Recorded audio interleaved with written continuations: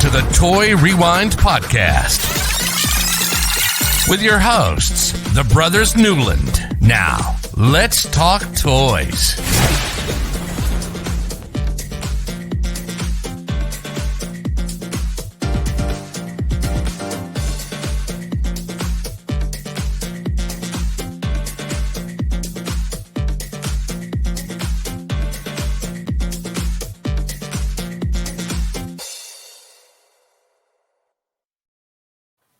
And we're back. Hello, everybody. I'm Michael. I'm John. And I'm Andrew, and welcome to the Toy Rewind Podcast, episode 74 to be specific. And we do have to say, sorry for missing last week. Some people around us had some dental surgery and couldn't talk. And that one specific person talks a lot on our website, or sorry, on our podcast. So we needed Michael to be able to give us information, especially this week. This is not a light topic, if you ask me. So welcome to Toy Rewind Podcast, just a little episode where we are just a little podcast where we like to talk about toy lines from our childhood and possibly your childhood and give you a history lesson about how those toys ended up in our households. This week, we're rewinding all the way back to 1993 to learn about a small toy line, a small stuffed animal toy line that was released by Ty Inc. I think a lot of people call them Beanie Babies. Beanie Babies. I don't know if you maybe if you're listening to this, you've never heard of Beanie Babies and you want to learn more about them. This is the right place for you. If you know a lot about Beanie Babies, this is probably still the right place for you. So stick around because we're going to teach you about some Beanie Babies. Yeah. All right. John, what you got? All right. So check us out over on our websites over at toyrewindpodcast.com. You can also look us up over at crossthestreamsmedia.com. You can email us at toyrewindpodcast@gmail.com. Instagram, Twitter, and Twitch is all Toy Rewind Pod. Facebook group, YouTube is Toy Rewind Podcast. Make sure you put the podcast in there or you'll get somebody different. Not really what you're looking for, so you want to make sure you get it right.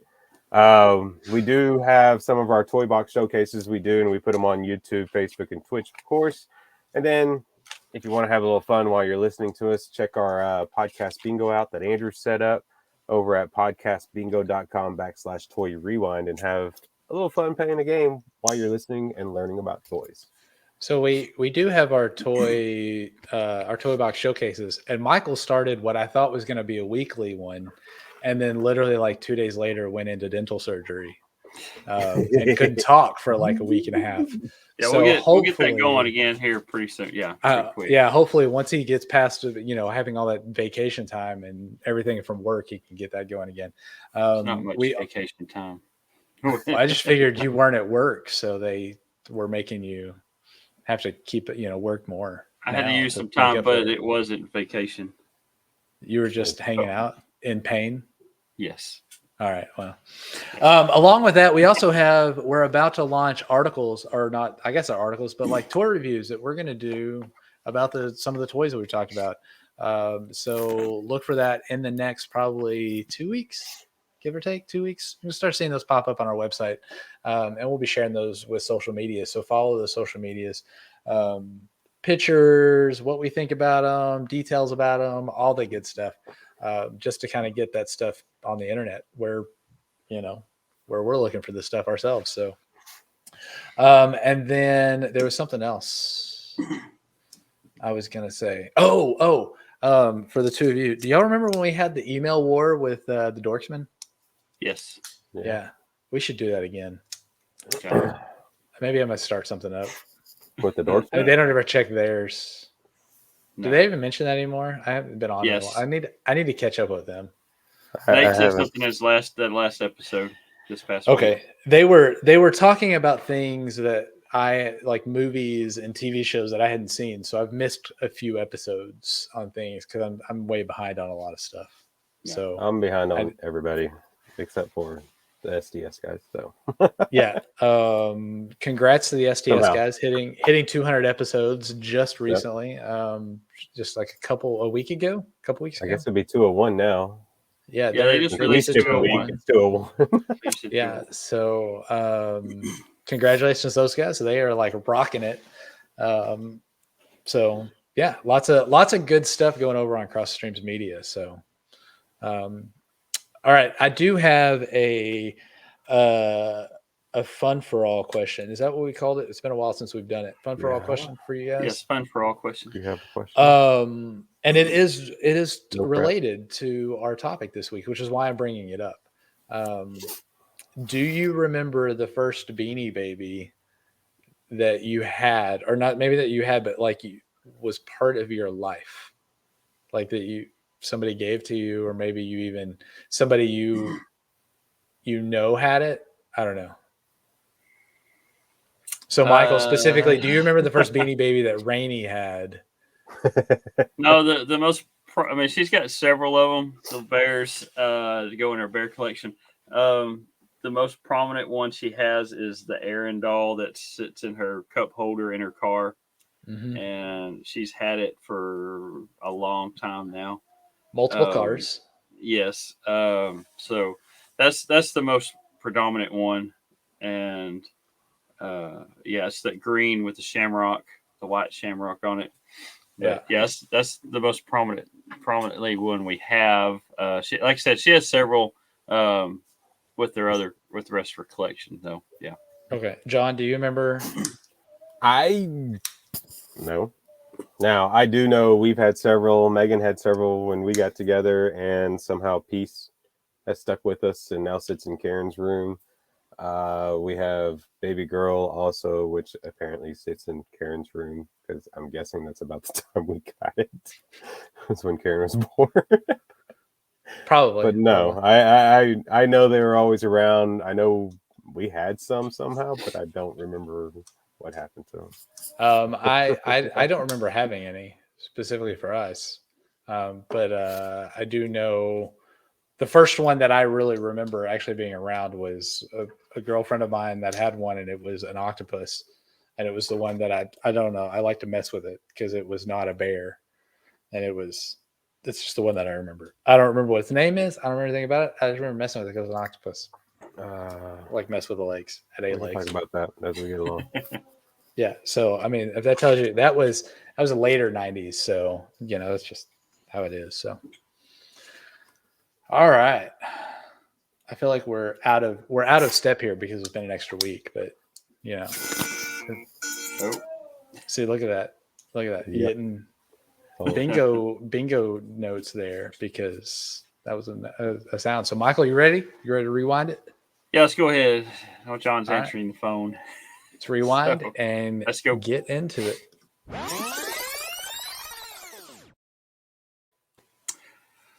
All right, so Beanie Babies, they were created in 1993 by American businessman Ty Warner. He actually founded Ty Inc. In 1986. These are stuffed toys that were stuffed with plastic pellets instead of conventional soft stuffing, bringing about the Beanie name. These come in many different forms, mostly animal forms, but they've had all kinds throughout the years, different kind of things. The Beanie Baby design was criticized at first because they were understuffed and looked cheap, but this actually set them apart from other stuffed toys because they could be posed pretty easily. They weren't as stiff, so they're a little more limber. You can pose them, stick them in different areas, stuff like that. Ty Warner also said that understuffing made the toys look real. So John's holding up a little. If you got the video here, John's holding up a little bead that's from there. Are you trying to put it back in now, John? PVC bead. Well, PVC bead. This one has a little slit above its heart, and I don't know why. I feel like that would kill somebody. That's a slit. That might have been the reason for it, but who knows? Let's see. Another design element were the tags. The Beanie Babies have 2 different tags for identification. There's the heart-shaped swing tag, and then a fabric tush tag. The most prominently one is the heart-shaped one. Between 1994 and 96, the swing tag had to and from on it for people to fill out as gifts because they were sold in gift stores, mostly little mom and pop shops. They just like that for gifts. So it had to and from on there. Starting in early 1996, the tags included a four-line poem related to that particular Beanie Baby, as well as the date of birth. So they started putting that information on there in 1996. The poem and birthday idea was created by Lena Trivedi, who is also credited as writing the poems on the first 136 Beanie Babies that were introduced. So they had a little poem that she wrote on there. And she has more. We'll get to it here in a minute, but she's got more dealings with this later and other big things coming that shaped everything else. So part of what created the hype for the Beanie Babies was that Warner focused on selling these $5 to $10 Beanie Babies to small independent toy stores rather than large retailers such as Toys R Us, Target, or Walmart. Preferring to have multiple small clients rather than a handful of large ones. He had more control over what was sold and what was produced and stuff. So if he had the bigger retailers, he wouldn't have that much control. And that's what drove the big fad on these is the control that he had on there. So Warner then drove up the demand by artificially restricting items to each store below their requested order. So what they would order, they would order 100 of one figure, and he goes, "Oh, I've only got 50 to 75." So he kind of made it more scarce than what he actually did. He drove that. That's amazing. Yeah. So, and then by creating creating deliberate shortages. He did that by discontinuing old items and introducing new items in an essentially arbitrary manner. So whenever he decided he would quit making a certain one, he would retire it, and then they'd go crazy because we can't get this. This one's going to be worth a lot because it's not going to be made anymore. So that kind of drove the big thing on this as well. Let's see. The more common business pattern of releasing new items throughout like once or twice a year or once at certain times every year, he would just do it whenever he wanted to, when he felt like it. So that's an advantage of doing your own business, I guess. Yeah, I mean, yeah. So, and this all started in he's based out of Chicago. That's where the whole fad really took hold, is there in Chicago, and it kind of spread as the company got bigger and everything else. So 1993, the first 9 Beanie Babies were launched. You had Legs the Frog, Squeaker the Pig, Spot the Dog, Flash the Dolphin, Splash the Whale, Chocolate the Moose, Patty the Platypus, Brownie the Bear, which was later renamed as Cubby, and then you had Pinchers the Lobster, and this one actually came with an error on the tag that said Punchers the Lobster, not Pinchers. So that was another big thing that people were looking for, was the error on the names and stuff. So Ty Inc. was the first business to produce a business-to-consumer designed website designed to engage the market. So they actually started from the very beginning of the internet and started a online shopping thing where they had information and stuff like that for people to find this stuff. And that goes back to Lena Trivedi, that made all the poems and all that for the tags. She was at the time she was in college, and she was approached or she actually approached Warner herself to talk about a new development that existed on a lot of college campuses called the internet. It was where it was bigger at, is on the college. Yeah. A lot of kids, the technology, stuff like that. And I remember about that time I was just out of high school, or right before I was in high school and college about that same time too. So it was getting big at that time. And she indicated that the internet was primarily a research tool, but college students were making their own websites, and she thought creating a website for Beanie Babies could present a unprecedented opportunity to engage the market uniquely. So it was something new out there. She brought in a 14.4 K modem that Warner into Warner's office just to show them how it was. So she demonstrated how the internet works. Warner was intrigued and gave Trivedi free range to create a website using her judgment and skills. And then by the time the website was launched in late 1995, only 14% of Americans were using the internet at that time. And now it's pretty close to almost 100% now. But So I happen to know that there are people that listen to this website that don't understand the term 14.4 modem that you said. Yeah. And that dates this that much more.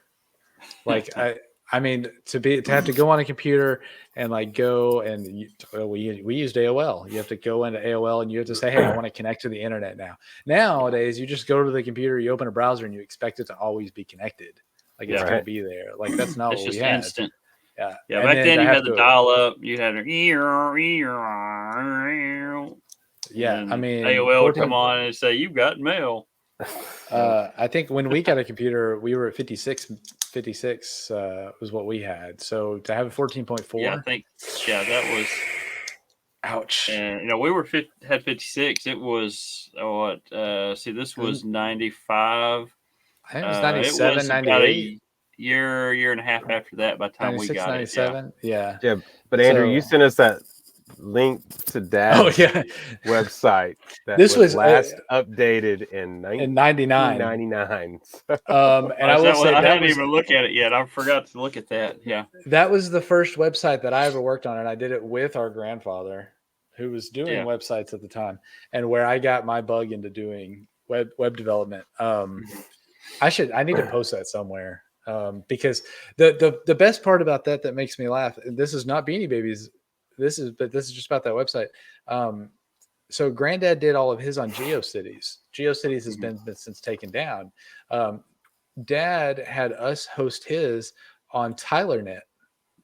TylerNet has never removed their servers, so that site is actually still live. It's not a history thing. All of that stuff is actually still live and there. And so you might need to go in and update it. If I had the login, I could. Like that's it's interesting. So maybe I should try to figure it out. So I don't know. Back to Beanie Babies. Back to Beanie Babies. Yeah. So with this new internet coming out, as people would say, the internet grew, helped grow the popularity of Beanie Babies, because it was getting more information out there. And there was more and more people getting onto the internet at that time, and it's just like everything else, when it gets popular. The Beanie Babies got popular, and then they started trying to find more information on this, because back then, if you just had to hunt for stuff like that, you did a lot of hunting back then. If you were a collector, I know this with Hot Wheels that. Now you can look up anything you want. You can find anything you want. Back then you couldn't, and you had to rely on word of mouth from other collectors. Hunt for yourself, make your own lists. What's out there, and you can't do that anymore. Or you can still do that, but it's a lot easier now. You can just click a button, and all the information you need is pretty much there. So. Along with the launch of the website, the heart-shaped tags on the Beanie Babies had the website URL and text that read, visit our webpage. So they started promoting that. So 1996, Thai Inc. released a new product called Teeny Babies. Teeny Beanies. Sorry, I read that wrong. Called I was Teeny about to say Beanies. that's a teeny babies. These were actually smaller versions of Beanie Babies, which were sold alongside Happy Meals, McDonald's Happy Meals, to celebrate the product's 17th anniversary. If you want to know the history of Happy Meals, we have that episode that we've covered all that. So Go check it out. Yeah. And later partner with other companies as it got bigger. Thai stopped producing Beanie Babies in December 1999 with a Beanie Baby called The End. But consumer demand led them to reconsider, and production restarted with a Beanie Baby named The Beginning. So in 1999, what Thai Inc. did was they actually put on their website that something was coming at the end of the year. This was 1999, and then on December 31st, they said before then they said December 31st, 1999 is going to be the end of we're going to quit producing Beanie Babies. And then the last bear they made was called The End. It was a little black bear. It said The End on it. And it just kind of drove sales again because people thought, oh my goodness, these are going to be gone. We can't get no more. Well, then he finally decided, hey, let's put up a poll and see what the consumers think. Do we want to keep it going or just stop it completely? And yeah, there's the. Now I will say, everybody thought it was the end. Having lived through Y2K, yeah, actually, everybody thought it was the end. That was Y2K.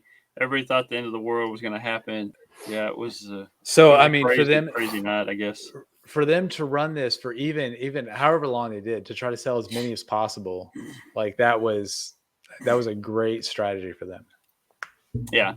So they put that poll up, and there was 93% of the voters voted to keep it going, and no, it was 91% to keep it going, and 9% of the ending the whole thing to stop.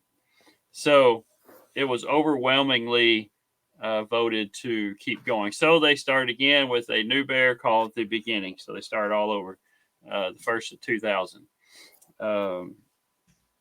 So that was it. And didn't quit and everything else. They decided to keep going. Yeah, I guess so. Just like the rest of the world. During this time as well, eBay got started. Everybody's really aware of eBay and what it's all about.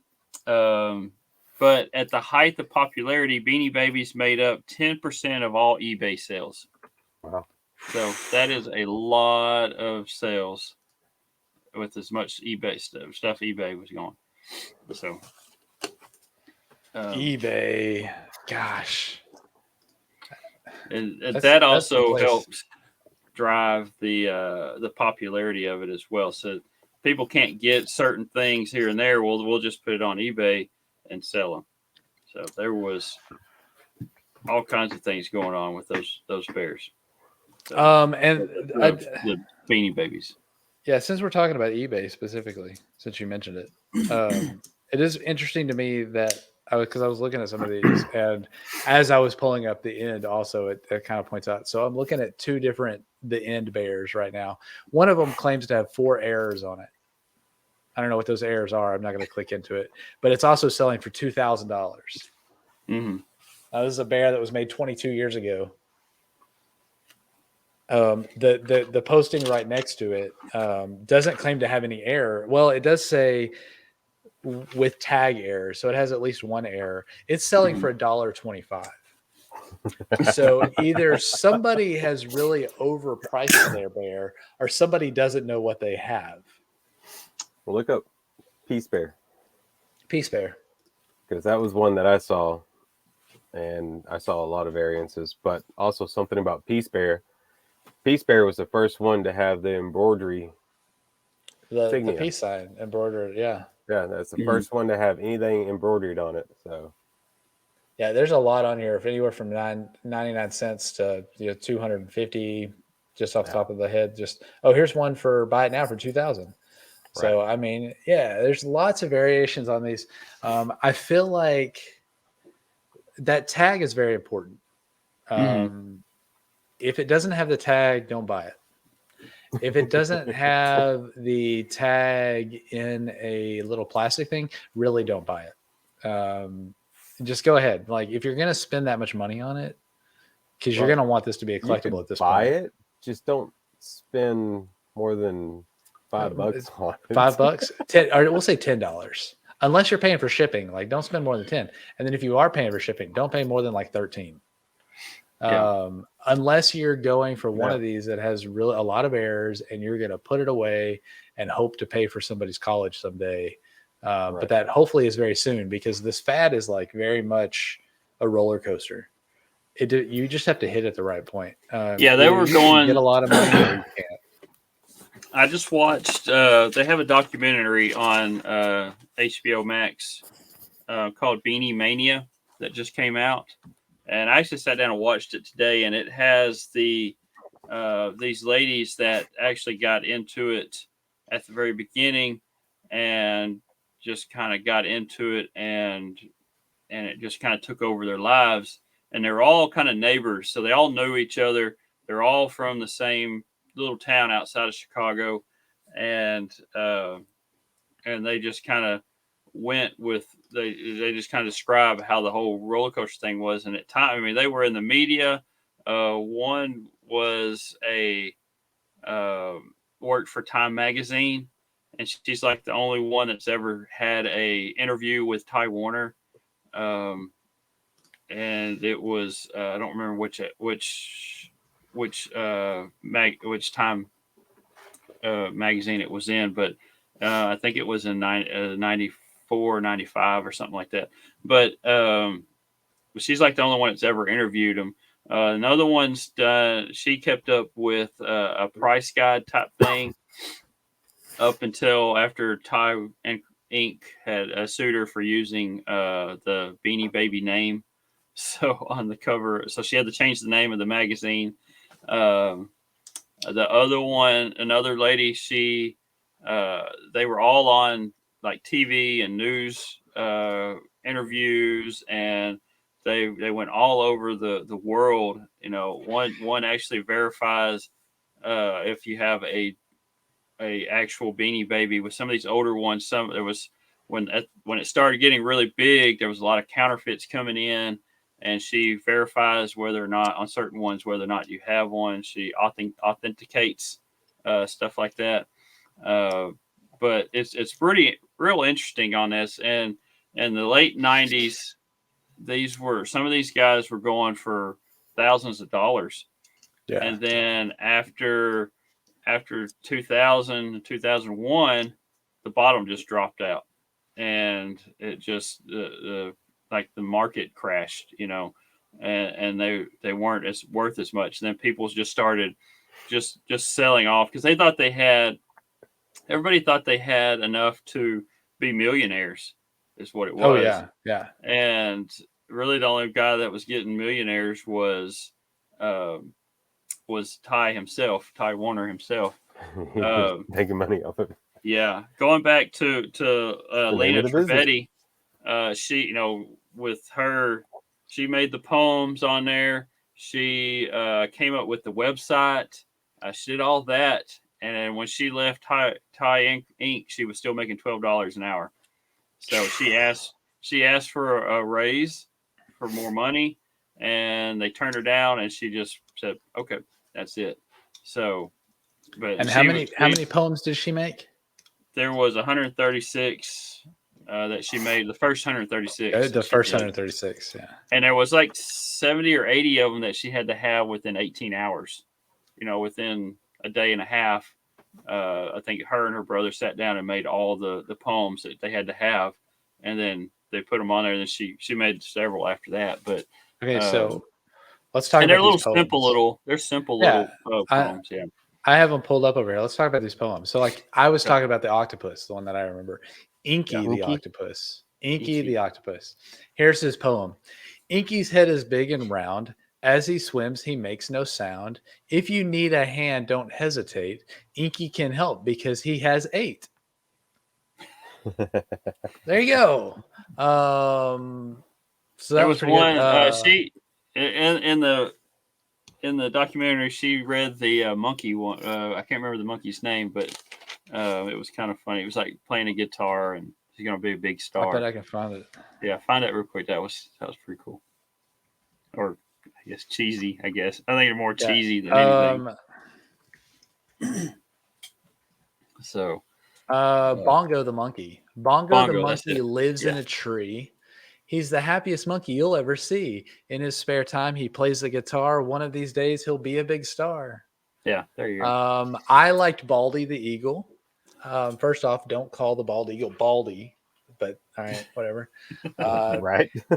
Hair on his head is quite scant. We suggest Baldy get a transplant. Watching over the land of the free, hair in his eyes would make it hard to see. So I'm Okay. confused by this one. They want him to get a transplant, but then they say it would make it hard to see. So I'm Make 'em hard to see. I don't know where we're going with this. I don't. My emotions are all over the place.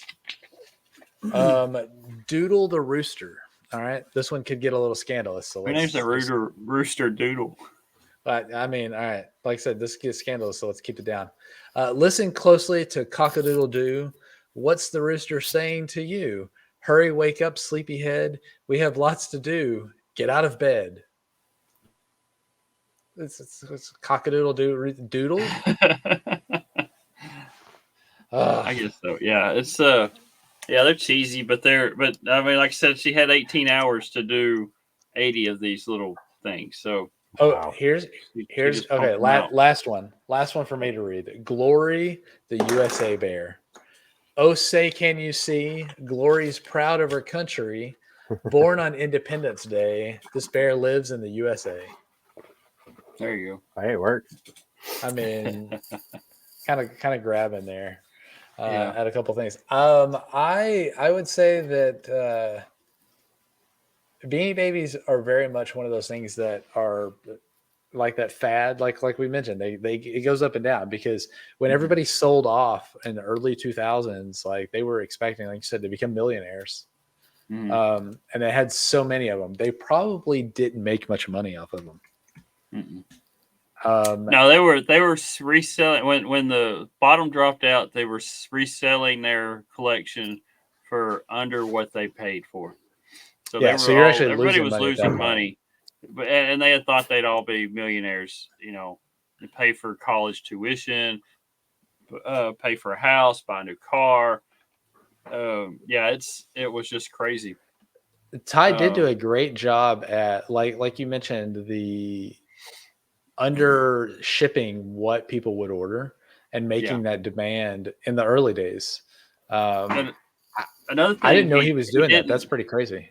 Yeah, he didn't do any advertising. There was no advertising, and there's still not. You don't ever see a commercial for Thai Beanie Babies. No. I mean, they still make them. They still put them out. I have a rack at the store that's got Thai Beanie Babies on it. We sell quite a bit of those, but I mean, it's not like it's Well, especially like this everybody weekend, goes huh? crazy over it. But Yeah, I was gonna say, yeah, like John said, you probably sell a lot on this weekend. This weekend. yeah, there's gonna be a lot of little But Since we're going into, by the way, we're going into Valentine's weekend. Day. So. Valentine's. Oh, I thought you meant Super Bowl weekend. Nah. I mean, we are going into Super Bowl weekend on top of Valentine's weekend, which is a bigger hassle for me, and probably you too, because people are going both directions with stuff. Yes. So you guys enjoy that Super Bowl. I'm gonna go watch a hockey game. Okay. I'll be working anyway. So yeah, I was gonna say something totally. I don't know.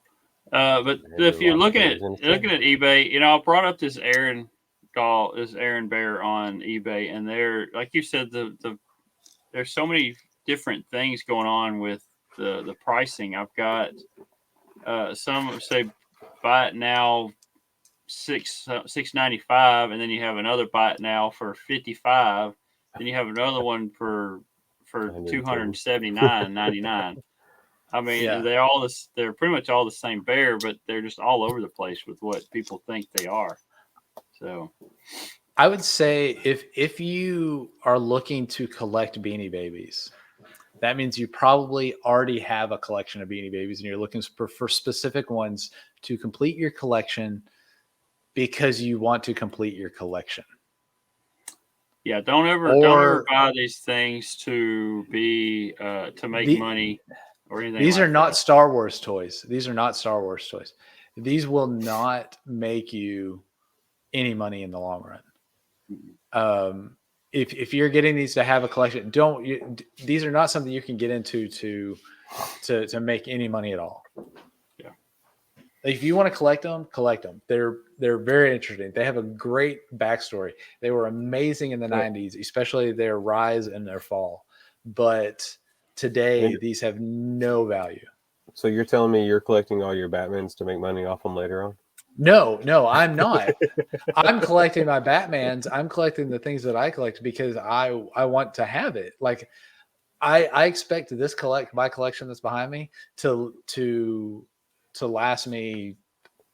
I'm never going to sell most of this. There may be little pieces of it that get sold off, but Your kids are going to sell it. I expect this collection to get sold when my kids inherit it. Yeah, my diecast collection is not. It's for the collector and me. It's not for financial reasons or anything like that. Because most of what I buy, if I ever resell it, it's going to be half of what I bought it for. You're going to have things here and there that are going to increase in price because they're sought after. There's certain castings that have a bigger collectability than others. Like I got one right here in front of me. This one here, it's I bought it for $30, and it's like an $800-$900 car. So I could turn around and sell it for that much. But overall, the whole overall thing, it's not going to make me any money at all. So yeah, and that's with Beanie Babies. If it's something that you you want to collect, do it because that's what you want to do. If you want something, do it for the fun. If you want something that you can collect now at a reasonable price and turn around and sell it in the next decade to make money off of it, Beanie Babies is not where to go at all.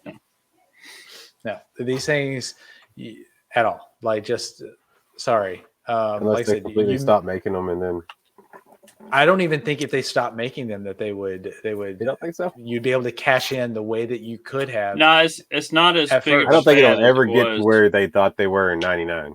Yeah, 20 years ago. 20 years ago, everybody went crazy over it. Now, it's not. So your best chance to get to that point is to somehow survive the next 978 years. I don't even think that 2099 is not even going to be as bad as like Y2K. I don't even know what year it is. So it's COVID times.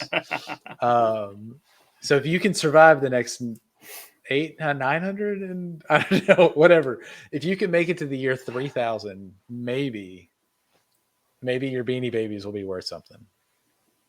But they have to survive also. So, right. Maybe by then Beanie Babies will be considered currency. Yeah. And I really, if anybody is on listening to us about this, prove me wrong. Please prove me wrong and make $1 million off your Beanie Babies. I want to see that. It won't be from me, but okay. You got 1 million of them and you sell for $1 a piece. That's a different story. Okay. That's a different, because you paid a lot more than those. I said make $1 million off of them. Yeah. All right, we got to rank these because no matter what, we have to rank these in our list. So we've done eight lines since we ran over to round 3 on our bracket here. So Michael, you're up. Where do you rank these? Where do you rank Beanie Babies on your list? They're not high on my list. I'm going to put them. They do have, a lot of pop culture. It's kind of, and it's been big. It's been a fad. They're still around. And there's a lot of people now, just younger kids, discovering these, or what grandpa used to have back in the day, that they're pulling out totes and pulling them out and discovering them for the first time. I'm gonna put this. Let's put it in between, right under. Let's put it between the Migos there. Right under Dukes of Hazzard, above Eagle Force. Okay, so you're going number 6. Yeah, 6. Okay. Yeah, going 6. Going 6, John? 5. 5. I'm going to push Migo Dukes of Hazzards down. Sorry. You're going to push Migo and Dukes of Hazzard down. So right underneath Troll Dolls for you. Yep. I'm not going to give an explanation like Michael. Michael went right between them. I'm going to be the one that gets the hate on these. I think I'm going number 7. I'm also pushing Migo and both the Migos down, but these, like Michael said, there's lots of pop culture there. There's a lot to it, but I never, honestly, besides the octopus, that I have fond memories, or not fond, it's just what I remember. The other one that I remember is Rainy's green bear that she has in her car. Mm-hmm. And so it's going number 7 for me. And I don't anticipate the Beanie Babies being high in my list once we get through this whole list of 32. So, well, I don't expect them to be high, but I don't expect those others to be high either. But I do remember Beanie Babies more than I do the Migo Dukes of Hazzards, Go Bots, Eagle Force, and Popples. So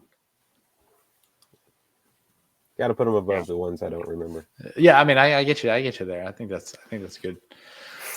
One other big Beanie Baby teddy bear that they put out, and this is a big one it's really popular, is the Princess one. When Princess Diana passed away, they did one to commemorate her. So that was another one, and it's all over the board as well on pricing on eBay too. So there's some for under 10, and there's some that are up like this. There's one that says $5,000 or best offer. So I don't know. Here's one that says 10,000 or best offer, and they're not even in a sealed case. I don't know what people think they can get off of it, but yeah. So here's it's crazy. But yeah, so this one's purple and has a flower on it. Yeah, white flower. I couldn't tell you what kind of flower that is. I probably should be able to, because I'm sure it has something to do with Diana. Yeah, it does. I just don't remember what the flower is. I can't tell. But yeah, so and here's the tag. Here's the tie tag. Just a good look at it if you're watching our video. If you're not watching our video and you don't know what a tie heart tag looks like, where have you been? Honestly, you should. It's probably the most well-known tag. The shape, it just works. So, I don't have much left on Beanie Babies. This is it's kind of a crazy toy line, or stuffed animal line. We've talked about a couple of those, like Popples and those, but this is that I feel like Beanie Babies entirely within a decade, they had their rise and fall, and it was not like just a normal, hey, these were popular and then weren't popular. I mean, these were like top of everything, and then they went from the highest that you could possibly make a stuffed animal all the way down to like nothing. Yeah. And like I said, they're making a little bit of a comeback, is like selling for $5-10, whatever they're selling for nowadays. But not like they were. You could get these for $1, like at their lowest. So, and something's really big at the time when you start seeing counterfeits come out. oh Right. yeah, And yeah. And I know we've talked about that a little bit on certain other toy lines, the Transformers. It's they had counterfeit Transformers come out. Just people trying to get in on the game on that and make money. So Yeah, definitely. they see that dollar sign and they go after it. I do want to. Sorry, I want to end with, because we're gonna start wrapping up in a second. I want to end with another poem because Okay, one more. I think Bruno the dog deserves to have his poem read. Bruno Bruno the dog thinks he's a brute, but all the other beanies think he's cute. He growls at his tail and runs in a ring, and everyone says, "Oh, how darling." I saw that one. I was like, Alright. all right, that one needs a read. Needs a read. I thought we didn't talk about Bruno. All All right. right, John. Is that Nobody over talks Andrew's about head? Corona. I did not. I have seen Encanto. Okay. It did not. Interesting thing about Encanto. Did you know that Bruno's poncho, whatever it is, the thing that he wears over him, is in Disney green, which is go away green. He's not supposed to be there. You can't see him. Right. Yeah. And he hides. I think it's cool. All right. Anything you guys want to add before we wrap up Beanie Babies and Encanto talk? Nope. I'm good. I think we're Are all beanied out. Are we going to get in trouble for not ranking these higher? No, I don't think so. Okay. Then we have one last game that I would like to add to our podcast every week. Maybe 20 years ago we would got in trouble, but not now. Okay. I want to add one last game that I'll add to our podcast every week. And this is in loving respect of our good friend Larry. This game is called Does Larry Have It? And basically the three of us are going to guess if Larry has a Beanie Baby in his collection. So John, I'm gonna let John go first because he never gets to go first. I'm used to that. But I think he does have a Beanie Baby of some sorts in his collection. In some sort, Michael? I do. Yeah, I think he has one. You do? I think he has one also. I don't know in what form, but I think there's one somewhere within Larry's collection. So on Thursday, I'll reach out to Larry. So after this podcast goes live, I'll reach out to Larry and we will find out, does Larry have it? And we'll get a nice answer to this question. Wait till he listens to the episode and he hits us up. I don't want to not catch him. Like I want to make sure, hey, maybe I'll reach out to him beforehand and be like, hey, you got to listen to it because we got a new game. So he knows, because I know we get busy and sometimes we miss things, and so all right, well, talking about Larry and them over at the SDS guys, again, congratulations on 200. Be sure you check over Across the Streams Media. You can get all of our information over there, and along with all the other great podcasts, including the Dorksmen, the SDS guys, Secondary Heroes, Three Beers and a Mic, the Movie Gap, the Dan Aykroyd podcast, the Burt Reynolds and Charles Bronson podcast, Front Row Negative, the Art of the Boar, and Beering Ain't Easy. Also, if you are doing a podcast and you want to join our network, please reach out to one of us. We can get you in connection with the right guys, the right people to get, if you want to come join us, because we'd love to grow the family even more. Mm-hmm. Lots of great stuff we have there. I think, Michael, you had a couple voice messages over with Secondary Heroes recently? Yeah, Secondary. I left one for Secondary Hero, actually two the past month and a half. One for the Christmas episode and then one for they did one with Disney cartoons, movies, animated movies. I left one for them as well. So that was actually a pretty good one. I got to hear that when they posted it on Instagram. I enjoyed that. We actually talked about that a little bit, about the three that you picked, and then it kind of blew up into a larger conversation because there's so many movies from our childhood that you always forget and you don't realize are Disney movies. And then some that you just learn to respect later on in life. I think I got credit for that one in our chat, Michael. I think so. Yeah, I think Alex gave told me you. credit for it, but hey, it's all you. It wasn't me. So- those wouldn't have been my 3 movies anyway. So. On Cross the Streams, can they leave us a? They voicemail? can. You can go to crossstreamsmedia.com and go to our podcast page. That's Toy Rewind Podcast, and you can leave us a voicemail. Thanks, John, because that's where I was getting around to. You I can need, go to, leave I the need to put that voicemail. into my social stuff too. but- Yeah, we need to add that in there because then you can leave us a voicemail. Let us know what you think about the toy lines that we talk about. Is there a toy line that you're very fond of from your childhood you'd like to hear us talk about, or you just want to give us a little story about something? Yeah, leave it for us, and we will be happy to play those here for all of our adoring fans to listen to. So I'd love to hear, see what you guys think about them. I would So too. Yeah. be sure you do that. So check out crossthestreamsmedia.com. Check out Cross the Streams on Instagram or Twitter. Just look up Cross the Streams Media and you'll find it. Also check us out, Toy Rewind Pod, toyrewindpodcast.com. If you check out our website, like I said, we're about to start releasing some toy reviews over the next couple weeks. So do that, check us out, and we'd very much appreciate it. All right. Anything else we need to add? No. All right, last call. Then, all right. Well, on behalf of the Brothers Newland at the Toy Rewind Podcast, thanks for listening to episode 47, and play on. You've been listening to the Toy Rewind Podcast. Follow and join in the conversations at toyrewindpodcast.com.